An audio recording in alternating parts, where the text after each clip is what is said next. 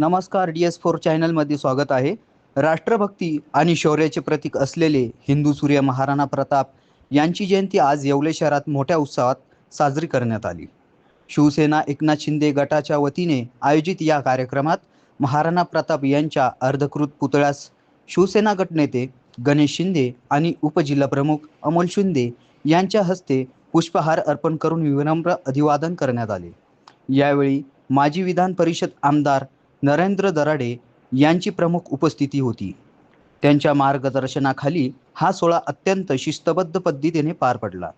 धीरज परदेशी, विशाल परदेशी यांच्यासह अनेक पदाधिकारी आणि कार्यकर्ते यावेळी उपस्थित होते.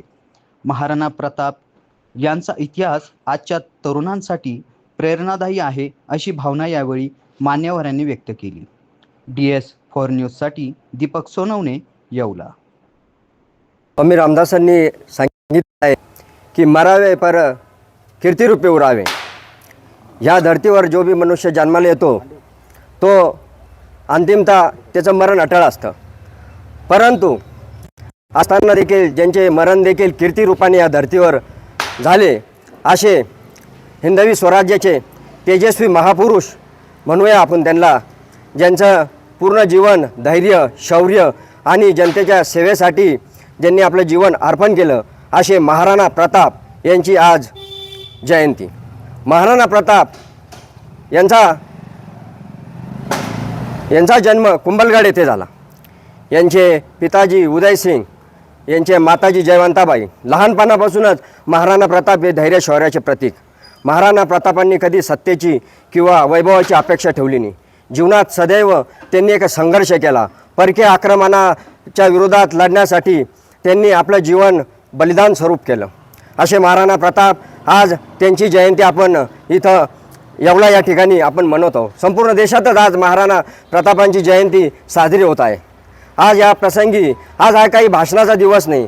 आपण ज्या वेळेस महापुरुषांची जयंती आपण साजरी करत असतो त्यावेळेस आपण त्यांच्यातले जे सर्व गुण असतात ते आपण सर्व अंगीकारले पाहिजे. महाराणा प्रताप हे परम धैर्यशाली व्यक्तित्व, परकीय सत्तेसमोर ते कधीही झुकले नाही. महाराणा प्रतापांनी आपलं पूर्ण जीवन हे जनतेसाठी व्यतीत केलं.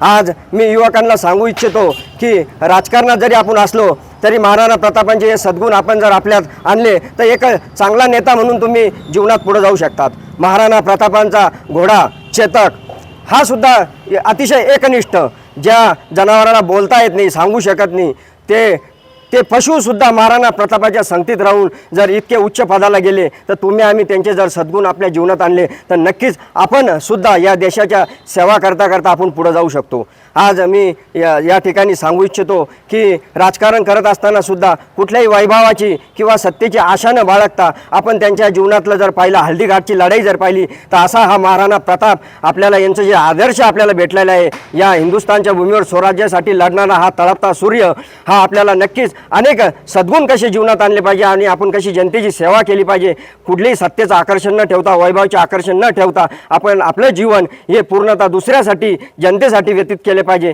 एवढे मी सांगतो आणि या ठिकाणी थांबतो. हिंदू सूर्य महाराणा प्रताप सिंह यांची 476वी जयंती. खरोखर या देशामध्ये अनेक महापुरुष होऊन गेलेले आहे. त्यामध्ये पृथ्वीराज चव्हाण असो, छत्रपती शिवाजी महाराज असो, राणा सांगा असो, अनेक राजे महाराजे होऊन गेलेले आहे. त्यामध्ये महाराणा प्रताप सिंह यांनी आपल्याकडे सैनिक कमी असताना सुद्धा ज्या अकबराकडे लाखोची संख्या होती त्यांच्या विरुद्ध सुद्धा मोठ्या प्रमाणात लढा उभारलेला होता.